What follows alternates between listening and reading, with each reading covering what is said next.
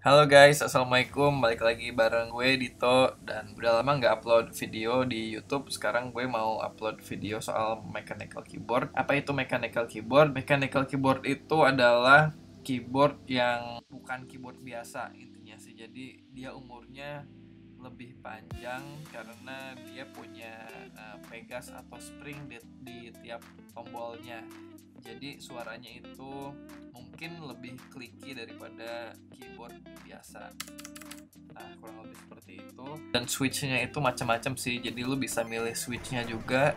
Dan switchnya itu nentuin bunyinya juga. Ada yang bunyinya clicky atau nyaring, ada yang bunyinya mendem, macam-macam. Kebetulan kemarin itu gue lagi sebenarnya baru nyari mechanical keyboard dan dapet keyboard dari temen. Keyboard ini mereknya Daki One yang seri awal, mungkinnya agak lumayan jadul, dan layout keyboardnya sendiri dia yang TKL ya. TKL itu 10 keyless, berarti dia lebih ramping daripada keyboard pada umumnya. Yang kalau keyboard yang biasa lo lihat mungkin yang ada di warnet itu misalnya itu keyboardnya itu 100%. Jadi udah ada QWERTY di samping kiri, terus di tengah-tengahnya ada tombol arah atas bawah kiri kanan. Di sebelah kanannya lagi paling kanan itu ada layout yang number lagi. Selain number yang di atas QWERTY, ada lagi number di yang sebelah kanan. Gunanya emang buat ngitung tuh sih, biar ngitung cepet gitu, biasanya pakai tangan kanan.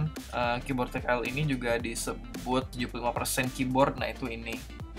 Yang lebih kecil juga ada yang 60%, 40%. Lebih kecil lagi yang cuman ada QWERTY doang, ABCD doang, itu juga ada.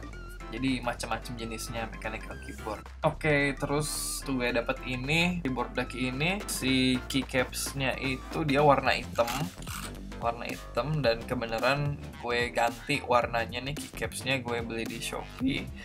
Sorry, nggak boleh nyebut nggak ya? Ya boleh di Shopee lah. Pokoknya harganya sekitar 180 ribuan dan bisa nge-mix dua warna.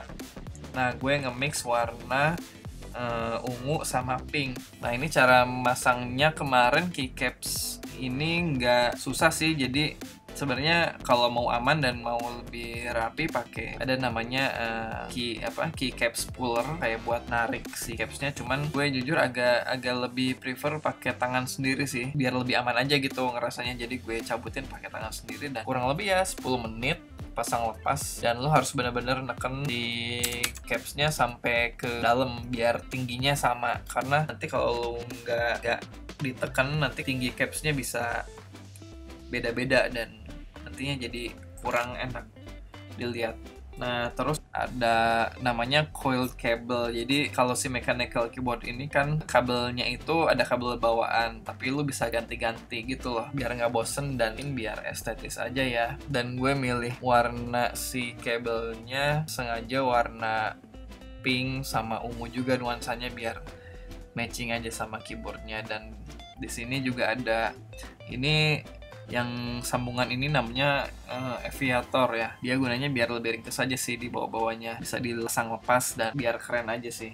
Si coil cable ini gue beli ada namanya seller namanya Kang Setro. Dia ada di Tokopedia. Lu cari aja coil cable.